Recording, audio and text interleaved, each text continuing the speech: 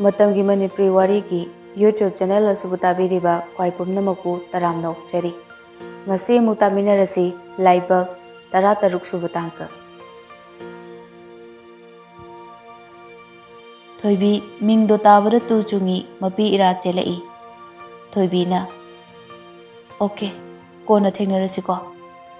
Thoibi ga anuga principal gi room da changlai.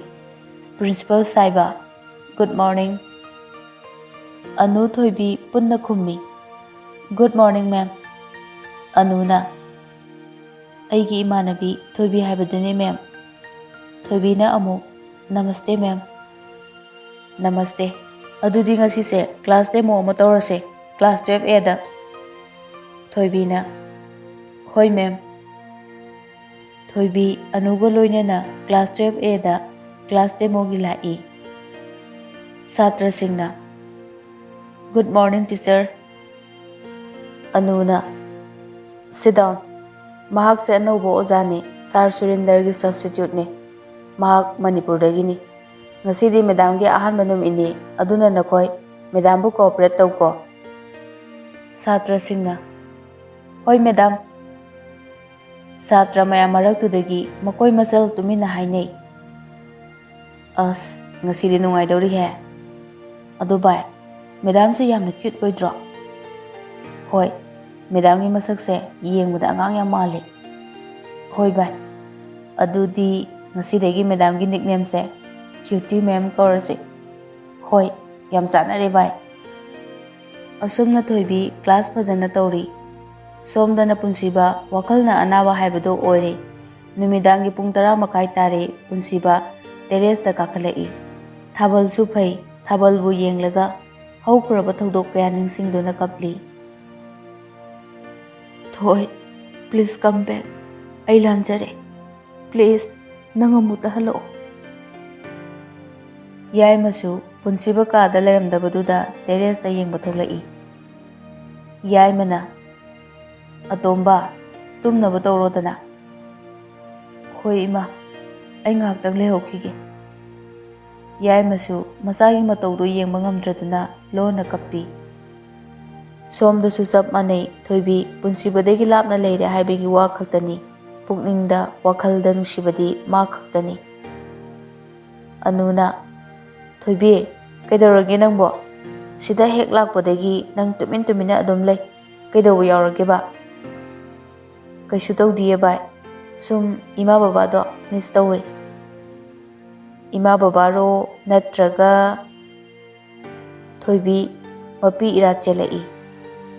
Thoibi na anu ayamna wai mangondagi lapna leirasi phauba mabu thamoisidagi lapthokpa ngamdre. Kanano haise boyfriend lo break up tawriro. Boyfriend natte ai luhongle anu tha taruki mamangda adubo hojikti pumnamak lori mari su tatnare adugi sida lakpani ai. Kaino Thoibi mangaldi nangbu yamna nuksijadaine aduga mana adumaina tawridubu karigino. Anu mangaldi chahi ahungi mamangda kainakre. Aiga thengnadringai mamangdagi hana magi girlfriend leibajane aduga aiga thengnaraba matungda nupido ignore tawibajane. Adagi nupiduna ibanagi marakta affair lay khangmadagi aigi number thiraga aingonda phone tawraklaga mangalbu sacrifice tawnaba request tawrakki. Nungsibagi atopa meaning su kathokpani. Aduna mangalbu kathoklage khallaga adum sacrifice tawkre. Yengune aigi Laibak se kayada thikrabana. Sahi ahu aigi thamoi se solo laga thambani. Kana su changhan khide.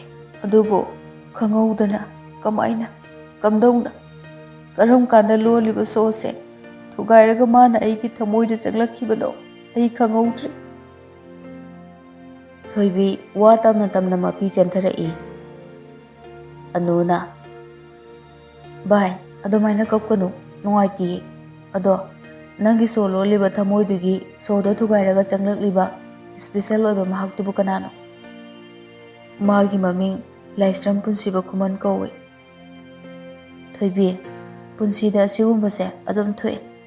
Nupana nupibu thamoi sengna nungsiraba Nupidunane minamlani aduga nupiduna nupadubu thamoi sengna nusiraba nupaduna minamlani aduga animak thamoi sengna nusirabadi isorna makoida minamgani asigumbase loina thoe adubu akhoi thongna haloidabani aisu khange thamoi kaibegi maisakse kayang wai haibado anu ai mabu kaukthokningi adubu ngamdi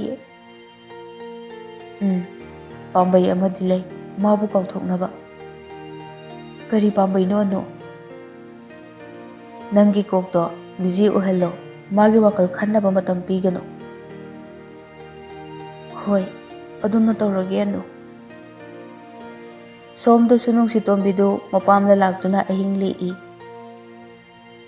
nungsi tombina atomba aidi nangse yamna phai haidana wari lirubane aigi naw nupiduda aduga nangna tawramlibasidi pura mi hatpaga chapmane lawrudaba nupido karigi luhonglino nangna tawriba sajato nachi engonda nabaina tawrade nang kari khangani nangna ibu nachi ama oina nusiragadi thoibigi khongon lerucho angangduna kayada wana khanglangani madu khanbada ai ahing tumba yadene tomba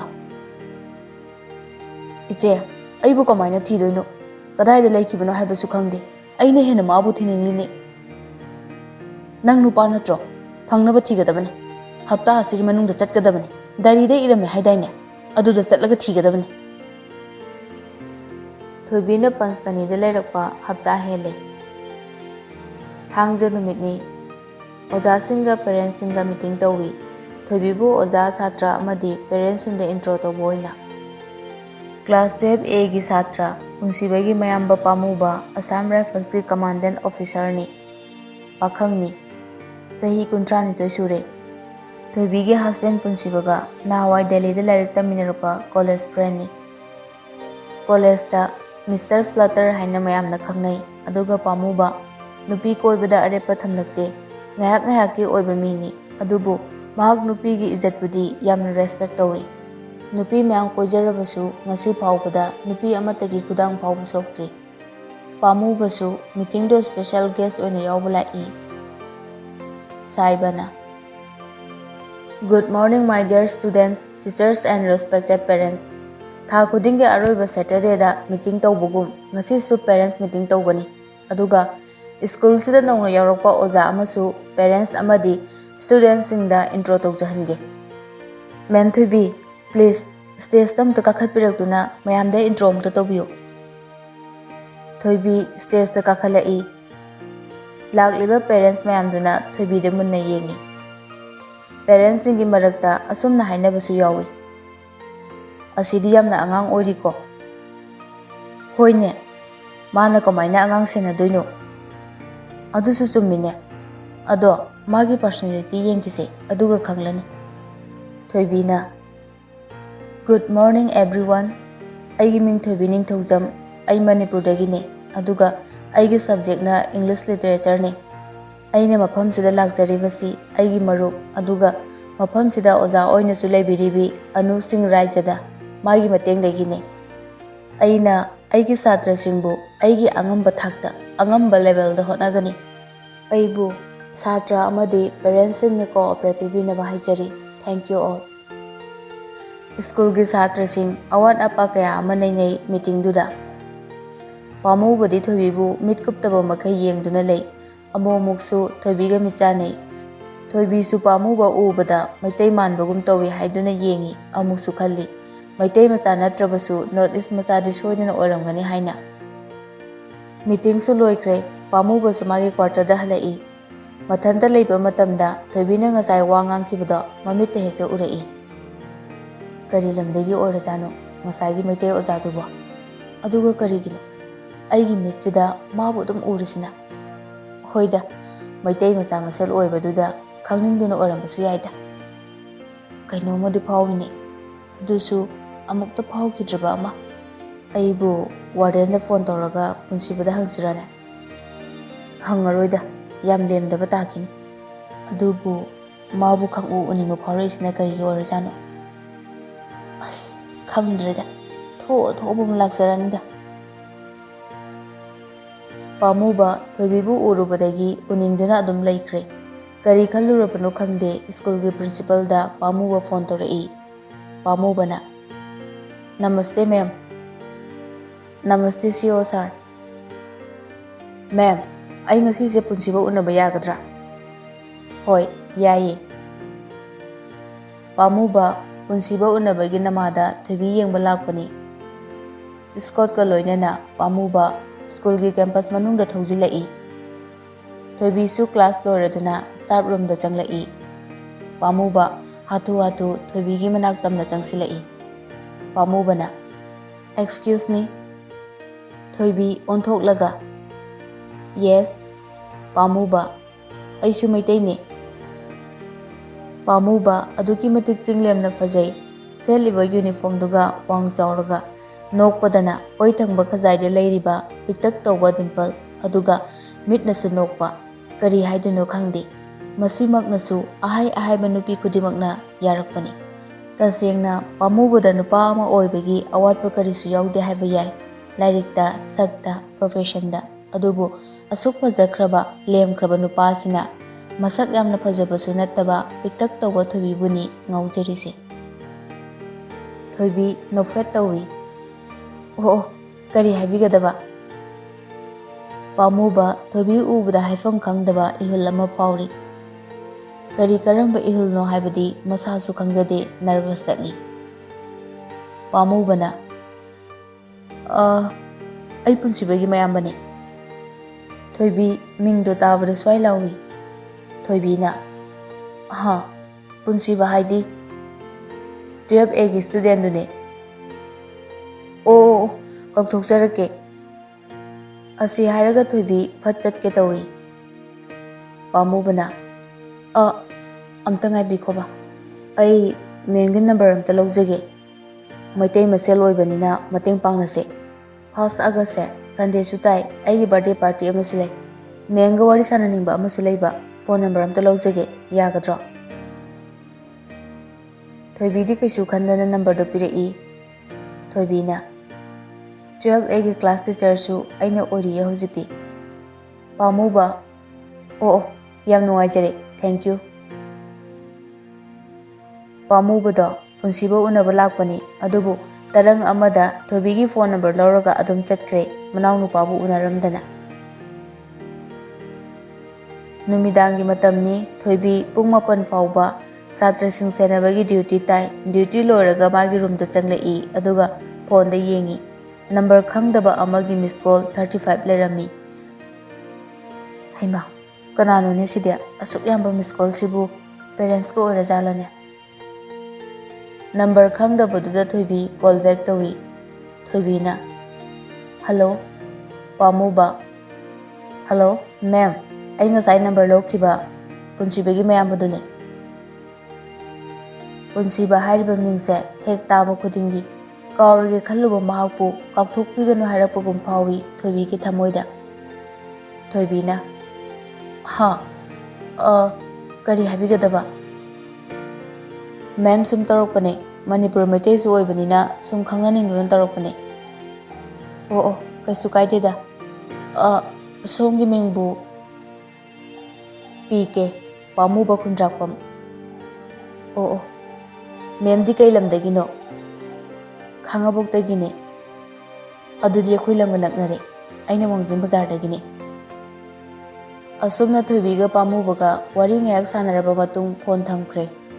Punsibabu kauthoknaba hotnabada masana masabu phana thabak chilhallabasu famungda tummagena hiptharakpa matamdadi Thoibigi mitta punsiba nattana kanasu ude. Hainei nupi yamna koiba nupa yamna koiba mi orabasu tummagena hiptharakpa matamda mitmangda urakpa mido mana khangnariba oiriba mayamdugi maraktagi khwaidagi nungsiba misakni hainei masibu chummabra.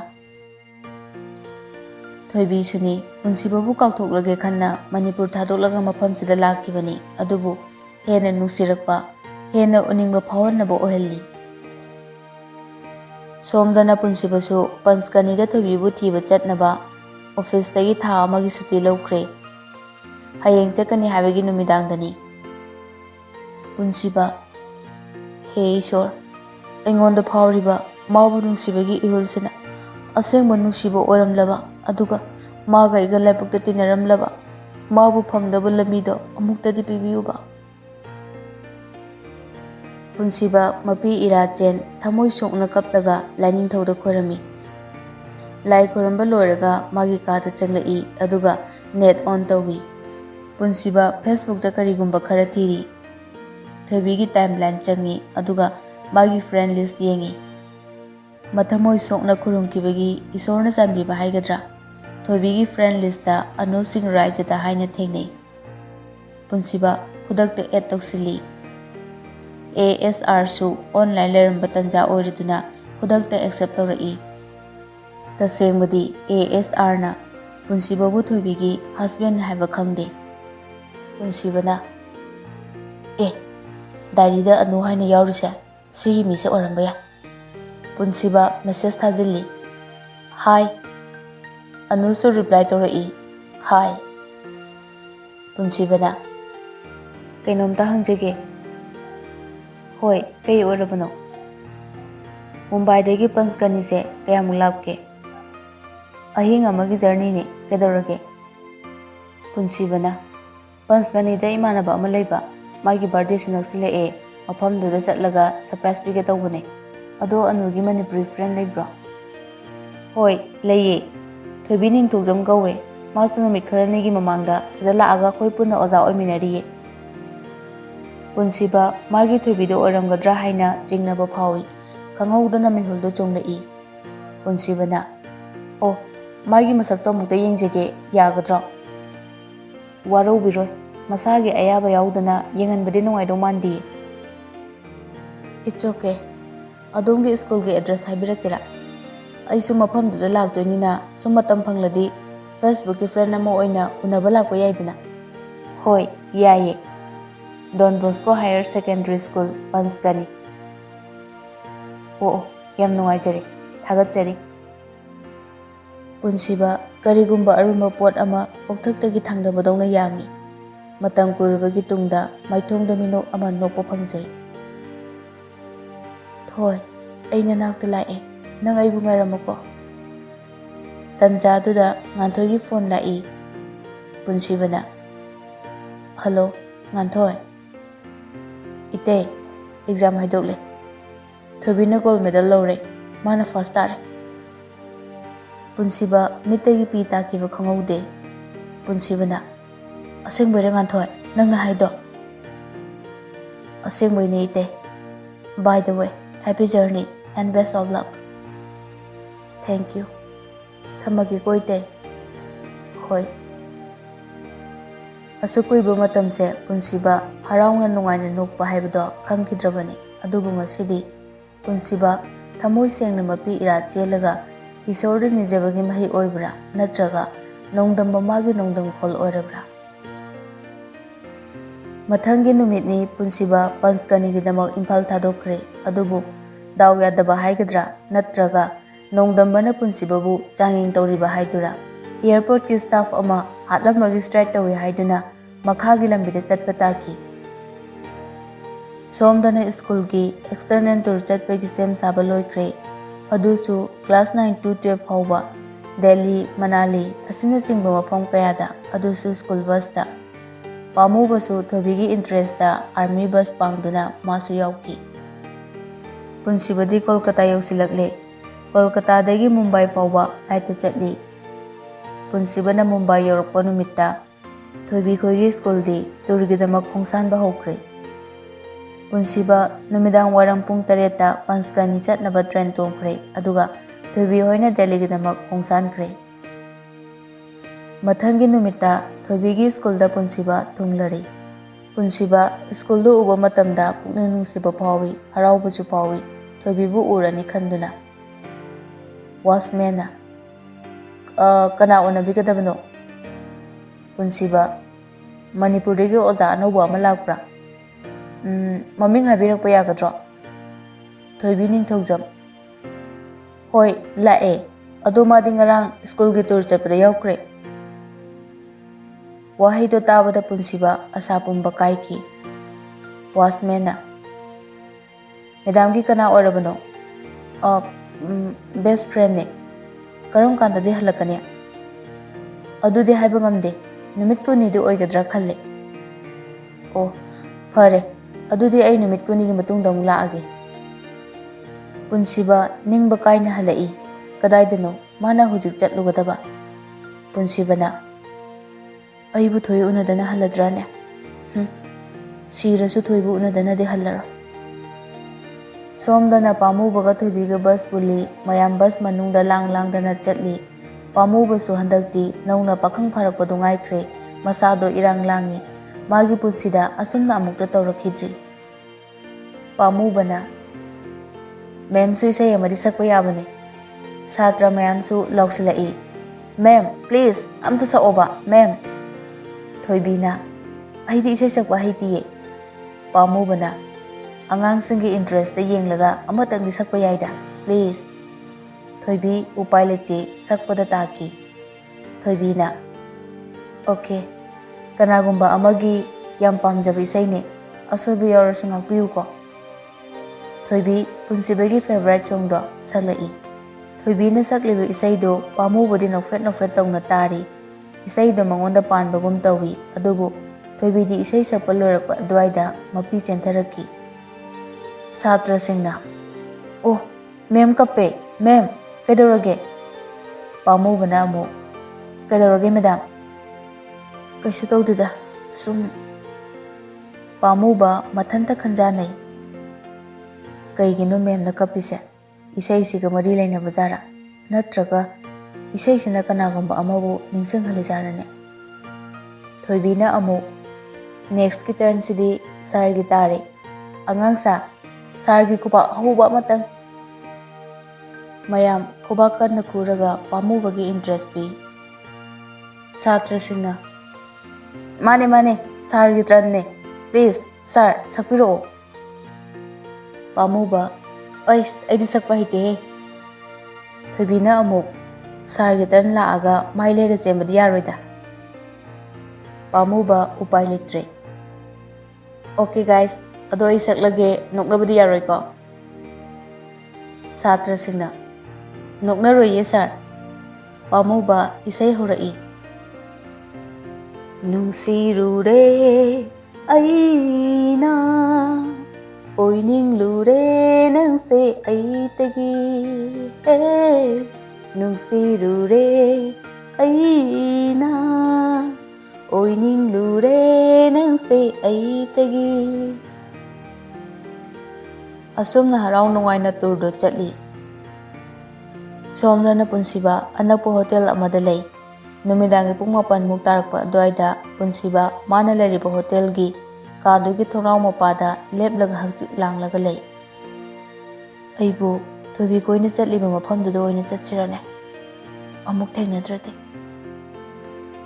ꯄꯨꯟꯁꯤꯕ ꯅꯨꯃꯤꯠ ꯈꯨꯗꯤꯡꯒꯤ ꯊꯣꯏꯕꯤꯒꯤ ꯁ꯭ꯀꯨꯜꯗ ꯆꯠꯂꯤ tour ꯆꯠꯈꯤꯕ ꯃꯤꯁꯤꯡꯗꯣ ꯄꯥꯎ ꯐꯥꯎꯅꯕ꯭ꯔꯥ ꯍꯥꯏꯗꯨꯅ ꯋꯥꯆꯃꯦꯟꯗ ꯍꯪꯉꯤ ꯑꯗꯨꯕꯨ ꯍꯥꯟꯅꯒꯤ ꯍꯥꯃꯨ ꯑꯗꯨꯝ ꯇꯥꯏ ꯁꯣꯝꯗꯅ ꯍꯌꯦꯡ ꯍꯜꯂꯅꯤ ꯍꯥꯏꯕꯒꯤ ꯅꯨꯃꯤꯠꯅꯤ ꯍꯣꯇꯦꯜꯗꯅꯤ ꯅꯨꯃꯤꯗꯥꯡꯒꯤ ꯃꯇꯝꯅꯤ ꯁꯥꯇ꯭ꯔ ꯃꯌꯥꯝꯁꯨ ꯍꯤꯞꯅꯈ꯭ꯔꯦ ꯊꯣꯏꯕꯤꯗꯤ ꯇꯦꯔꯦꯁꯇ ꯊꯣꯛꯂꯛꯂꯒ ꯍꯪꯆꯤꯠ ꯂꯥꯡꯂꯤ ꯄꯥꯝꯃꯨꯕꯁꯨ ꯑꯗꯨ ꯃꯉꯥꯏ ꯍꯪꯆꯤꯠ ꯂꯥꯡꯕ ꯊꯣꯛꯂꯛꯏ ꯊꯣꯏꯕꯤ ꯎꯕꯗꯨꯗ ꯊꯣꯏꯕꯤꯒꯤ ꯃꯅꯥꯛꯇ ꯆꯪꯂꯛꯏ ꯄꯥꯝꯃꯨꯕꯅ ꯃꯦꯗꯥꯝ ꯀꯩꯗꯧꯔꯒꯦ ꯇꯨꯝꯕ ꯌꯥꯗ꯭ꯔꯕꯣ ꯌꯥꯏꯗ ꯁꯥꯕꯁꯤꯗ ꯍꯪꯆꯤꯠ ꯂꯥꯡꯕ ꯁꯨꯝ ꯊꯣꯛꯂꯛꯄꯅꯤ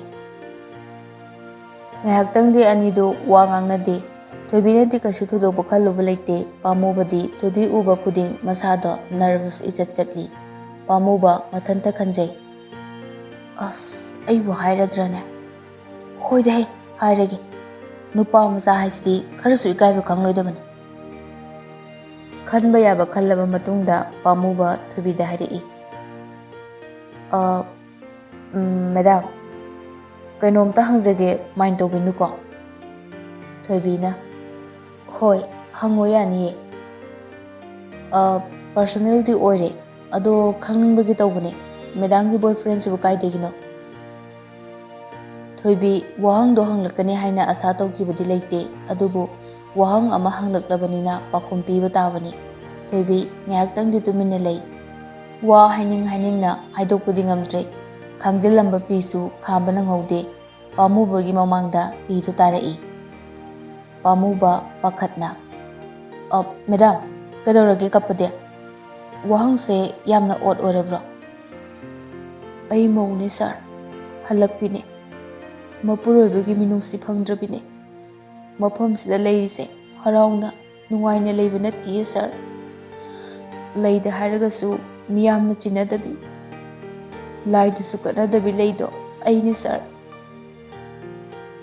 ꯑꯁꯤ ꯍꯥꯏꯔꯒ ꯊꯣꯏꯕꯤꯗꯣ ꯀꯞꯂꯛꯏ꯫ ꯄꯥꯝꯃꯨꯕꯁꯨ ꯋꯥꯍꯩꯗꯣ ꯇꯥꯕꯗ ꯁꯥꯒꯠꯆꯔꯝꯕ ꯑꯁꯥ ꯄꯨꯝꯕ ꯀꯥꯏꯔꯛꯄꯒꯨꯝ ꯇꯧꯏ꯫ ꯑꯗꯨꯕꯨ ꯄꯥꯝꯃꯨꯕ ꯑꯁꯨꯝꯅ ꯈꯨꯝꯂꯛꯀꯅꯤ ꯍꯥꯏꯕ ꯊꯥꯖꯔꯨꯗꯦ ꯊꯣꯏꯕꯤꯅ꯫ ꯄꯥꯝꯃꯨꯕ ꯊꯣꯏꯕꯤꯒꯤ ꯃꯃꯥꯡꯗ ꯈꯨꯔꯨ ꯈꯨꯗꯛ ꯄꯨꯜꯂꯒ ꯍꯥꯏꯔꯛꯏ, ꯃꯤꯌꯥꯝꯅ ꯄꯥꯝꯅꯗ꯭ꯔꯁꯨ ꯑꯩꯗꯤ ꯃꯦꯗꯥꯝꯕꯨ ꯈꯣꯏꯗꯥꯖꯩ꯫ ꯂꯥꯏꯗ ꯀꯠꯇ꯭ꯔꯁꯨ ꯑꯩꯗꯤ ꯑꯩꯒꯤ ꯏꯁꯣꯔꯗ ꯀꯠꯀꯅꯤ꯫ ꯄꯥꯝꯃꯨꯕꯒꯤ ꯄꯨꯟꯁꯤꯗ ꯅꯨꯄꯤ ꯀꯌꯥ ꯊꯦꯡꯅꯔꯛꯏ, ꯁꯛꯍꯦꯟꯕꯤ, ꯐꯖꯕꯤ ꯀꯌꯥ꯫ ꯅꯨꯄꯤ ꯀꯌꯥꯅꯁꯨ ꯑꯩꯕꯨ ꯄꯥꯝꯖꯩ ꯍꯥꯏꯔꯛꯈꯤ꯫ ꯑꯗꯨꯕꯨ ꯑꯩꯒꯤ ꯊꯃꯣꯏꯁꯤꯕꯨ ꯅꯨꯡꯁꯤꯕ ꯐꯥꯎꯍꯟꯕ ꯉꯝꯕ ꯃꯤꯗꯤ ꯑꯃꯠꯇ ꯊꯦꯡꯅꯔꯛꯇꯦ꯫ ꯑꯩ ꯅꯨꯡꯁꯤꯕ ꯍꯥꯏꯕꯁꯦ ꯀꯔꯤꯅꯣ ꯈꯪꯗꯦ꯫ ꯑꯗꯨꯕꯨ ꯃꯦꯗꯥꯝꯒ ꯃꯤꯆꯥꯟꯅꯈꯤꯕ ꯅꯨꯃꯤꯠꯇꯨꯗ ꯑꯩꯒꯤ ꯊꯃꯣꯏꯗ ꯃꯍꯧꯁꯥꯒ ꯃꯥꯟꯅꯗꯕ, ꯑꯃꯨꯛꯇꯁꯨ ꯐꯥꯎꯈꯤꯗꯕ ꯏꯍꯨꯜ ꯑꯃ ꯐꯥꯎꯔꯛꯈꯤ꯫ ꯑꯩꯅ ꯏꯍꯨꯜꯁꯦ ꯀꯔꯝꯕ ꯏꯍꯨꯜꯅꯣ ꯍꯥꯏꯕ ꯈꯪꯅꯕ ꯌꯥꯝ ꯀꯟꯅ ꯍꯣꯠꯅꯖꯩ꯫ ꯀꯔꯤꯒꯨꯝꯕꯗ ꯏꯍꯨꯜꯁꯦ ꯑꯄꯥꯝꯕ ꯑꯣꯏꯔꯝꯒꯅꯤ ꯍꯥꯏꯅ ꯏꯇꯣꯝꯇꯅꯁꯨ ꯈꯟꯖꯩ꯫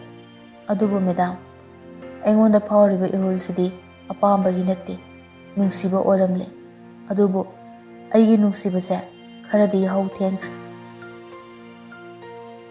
ꯉꯁꯤ ꯃꯦꯗꯥꯝꯒꯤ ꯄꯨꯟꯁꯤ ꯋꯥꯔꯤ ꯇꯥꯕꯁꯤꯗ ꯍꯦꯟꯅ ꯅꯨꯡꯁꯤꯕ ꯐꯥꯎꯔꯛꯏ꯫ ꯁꯣꯏꯖꯥꯏꯅꯅ ꯇꯥꯔꯝꯂꯕꯁꯨ ꯏꯈꯨꯠꯁꯤꯅ ꯈꯣꯡꯀꯠꯆꯔꯒ ꯅꯥꯞꯄꯗ ꯆꯤꯟꯖꯒꯦ꯫ ꯑꯥꯏ ꯂꯚ ꯌꯨ ꯃꯦꯗꯥꯝ ꯊꯣꯏꯕꯤ꯫ ꯊꯣꯏꯕꯤ ꯄꯨꯟꯁꯤꯕꯅ ꯑꯗꯨꯝꯅ ꯃꯥꯕꯨ ꯏꯀꯥꯏ ꯈꯨꯝꯅꯕꯒ ꯂꯣꯏꯅꯅ ꯅꯨꯡꯁꯤ ꯐꯣꯡꯗꯣꯔꯛꯀꯅꯤ ꯍꯥꯏꯕ ꯅꯣꯡꯃꯇꯁꯨ ꯈꯜꯂꯨꯗꯦ꯫ ꯑꯗꯨꯕꯨ ꯀꯅꯥꯒꯨꯝꯕ ꯑꯃꯒꯤ ꯊꯃꯣꯏꯕꯨ ꯌꯦꯅꯤꯡ ꯍꯨꯜꯍꯟꯕ ꯉꯝꯕꯤ ꯑꯣꯏꯔꯨꯕꯗ ꯑꯃꯨꯛꯁꯨ ꯍꯔꯥꯎꯖꯩ, ꯑꯃꯨꯛꯁꯨ ꯃꯤꯠꯃꯥꯡꯗ ꯄꯨꯟꯁꯤꯕꯕꯨ ꯎꯔꯛꯏ꯫ ꯊꯣꯏꯕꯤꯅ ꯄꯥꯝꯃꯨꯕꯕꯨ ꯍꯧꯒꯠꯄꯤ꯫ ꯁꯥꯔ, ꯑꯩꯗꯤ ꯃꯧꯅꯤ, ꯂꯨꯍꯣꯡꯂꯨꯔꯕꯤꯅꯤ꯫ ꯄꯥꯝꯃꯨꯕ: ꯑꯗꯨꯁꯨ ꯑꯩ ꯈꯪꯖꯩ꯫ ꯊꯣꯏꯕꯤꯅ: ꯄꯨꯟꯁꯤꯗ ꯉꯁꯤ ꯐꯥꯎꯕꯗ ꯀꯅꯥꯝꯇꯅ ꯑꯩꯉꯣꯟꯗ ꯁꯥꯔꯅ ꯏꯀꯥꯏ ꯈꯨꯝꯅꯕ ꯎꯠꯄꯤꯔꯤꯕ, ꯅꯨꯡꯁꯤꯕꯤꯔꯤꯕ ꯑꯁꯨꯝꯅ ꯎꯠꯄꯤꯔꯛꯇ꯭ꯔꯤ꯫ ꯑꯩ ꯑꯁꯨꯛꯀꯤ ꯃꯇꯤꯛ ꯍꯔꯥꯎꯖꯩ, ꯅꯨꯡꯉꯥꯏꯖꯩ꯫ ꯑꯗꯨꯕꯨ ꯁꯥꯔ, ꯑꯩ ꯂꯨꯍꯣꯡꯂꯕꯤ ꯅꯨꯄꯤꯅꯤ꯫ ꯏꯄꯨꯔꯣꯏꯕꯕꯨꯗꯤ ꯀꯥꯏꯅꯔꯦ꯫ ꯊꯥ 6-7ꯀꯤ ꯃꯃꯥꯡꯗ ꯂꯨꯍꯣꯡꯂꯕꯤꯅꯤ, ꯆꯍꯤꯁꯤꯒꯤ 14 ꯐꯦꯕ꯭ꯔꯨꯋꯥꯔꯤꯗ꯫ ꯑꯗꯨꯒ ꯀꯥꯏꯅꯕꯅ ꯃꯥꯒꯤ ꯕꯥꯔꯊꯗꯦ ꯅꯨꯃꯤꯠꯇ, 10 ꯖꯨꯟ꯫ ꯑꯩꯒꯤ ꯃꯄꯣꯛꯁꯤꯗ ꯑꯃꯨꯛ ꯍꯟꯅ ꯌꯨꯝ ꯄꯥꯜꯂꯔꯣꯏ ꯍꯥꯏꯅ ꯂꯦꯞꯈ꯭ꯔꯦ꯫ ꯋꯥꯔꯧꯕꯤꯅꯨꯀꯣ꯫ ꯃꯇꯥꯡ ꯑꯁꯤꯗ ꯃꯌꯥꯝꯕꯨ ꯑꯃꯨꯛꯀ ꯍꯟꯅ ꯈꯨꯔꯨꯝꯖꯔꯤ꯫ ꯃꯈꯥ ꯇꯥꯕ ꯍꯌꯦꯡ ꯇꯥꯃꯤꯟꯅꯔꯁꯤ꯫